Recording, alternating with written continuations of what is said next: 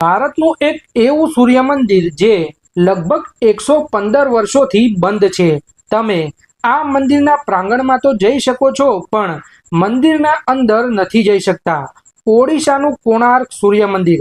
આ મંદિરનું નિર્માણ 1250માં રાજા નરસિંહદેવ પ્રથમ દ્વારા કરવામાં આવ્યું હતું અને કહેવાય છે કે આ મંદિરના નિર્માણ દરમિયાન દિવાલના દર બે પથ્થરો વચ્ચે લોખંડની પટ્ટીઓ મૂકવામાં આવી હતી અને આ મંદિરના શિખર ઉપર 52 ટનના એક ચુંબકને મૂકવામાં આવ્યું હતું, જેના કારણે આ મંદિરમાં એક એવું ચુંબકીય ક્ષેત્ર ઉત્પન્ન થતું હતું જેના કારણે ગર્ભગૃહમાં રહેલી સૂર્યદેવની મૂર્તિ હવામાં તરતી હોય એવું લાગતું હતું। અહીંયા સુધી તે ચુંબકનો પાવર એટલો બધો શક્તિશાળી હતો કે સમુદ્રમાં ચાલી રહેલા જહાજોને પણ પોતાની તરફ ખેંચી લાવતું હતું, જેના કારણે વિધર્મીઓના હુમલાના કારણે મંદિર પર રહેલા ચુંબકને ચોરી લેવાયું, જેના કારણે મંદિરનું બેલેન્સ બગડી ગયું, જેનો પ્રભાવ આજે પણ મંદિરની દિવાલો પર જોવા મળે છે।